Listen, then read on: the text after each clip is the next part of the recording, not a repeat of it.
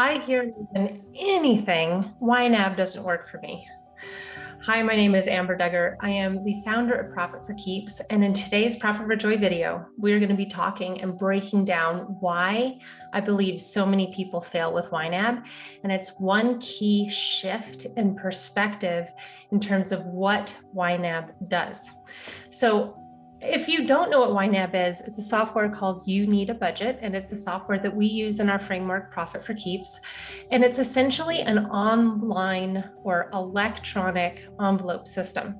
So if you can imagine, back 100 years ago when we were only using cash, we always had a system that made sense. Like, okay, if I know that I have to pay someone next week, I'm going to put aside that money in an envelope or in a jar or in a safe place that it doesn't get spent on something else.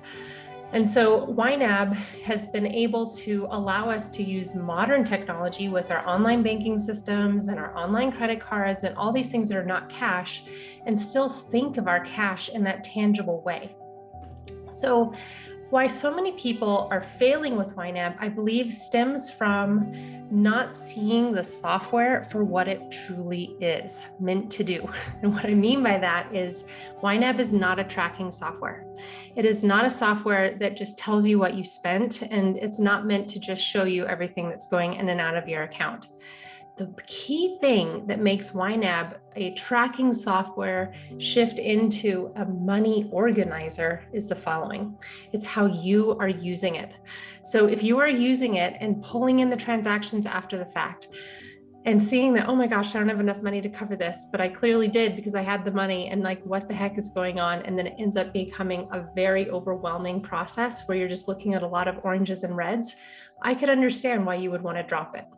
But what it happens with YNAB when you use it as an organizational tool is it's saying, you know what, this is a priority to me. I'm going to spend 5 to 10 minutes every morning doing a quick reconciliation so I can see exactly what money I have available to me today. And then when I make my purchase decisions, I'm looking to see if I have money in that envelope for that thing. And if not, and I know I'm still going to move forward with the purchase, looking to see where you're going to reallocate money that's sitting in other priorities or other envelopes. That is the key shift. And when you start honoring what is in your envelopes, and you start honoring the fact that you're going to look at this every morning and you're going to say, you know what? I know what I focus on grows. And I know if I focus on my money each and every morning and respect it and consider it just a beautiful, valuable resource that's not good, that's not bad, but it's simply a resource. And I'm looking to see what I have the potential to do with the money I have right now. Now, this goes for anyone that's using it for both personal or for business. Now, we have a whole bunch of other things that go into this, right?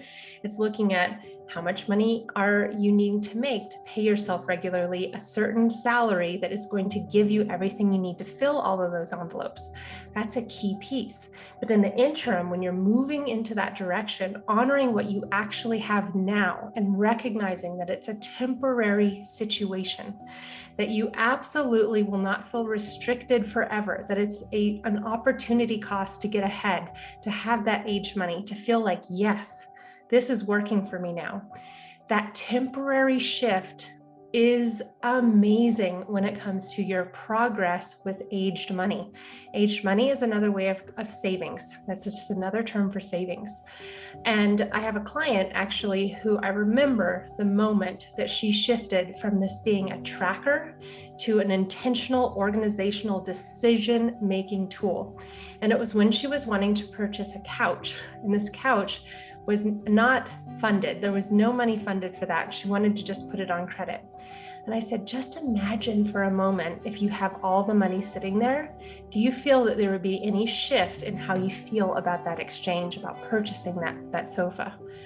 And she, at that very moment, decided to honor her original commitment of creating more aged money so that she wasn't having to spend a lot of time on the timing of cash flow, but instead really putting herself in that creative element and that expansive space.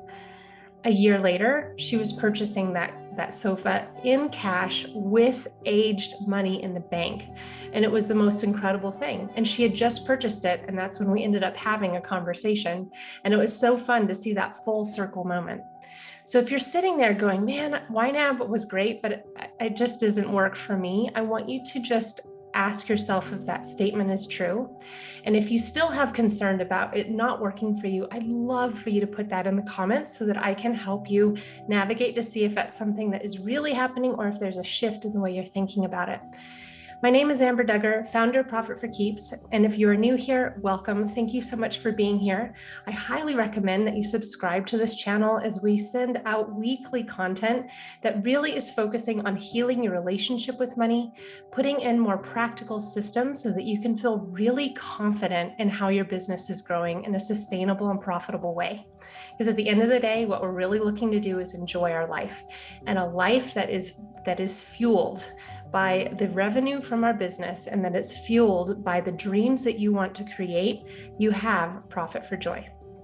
I would highly recommend, if you're new here, to also consider joining our waitlist. We have a VIP waitlist for our upcoming challenge that's happening in December. And in the interim, you'll also be able to come into our community where you will be supported with a specific person that's going to be assigned to you. So this is not just a big group with feeling like it's a big sinking hole. Like, we truly do honor and value every single member inside our community.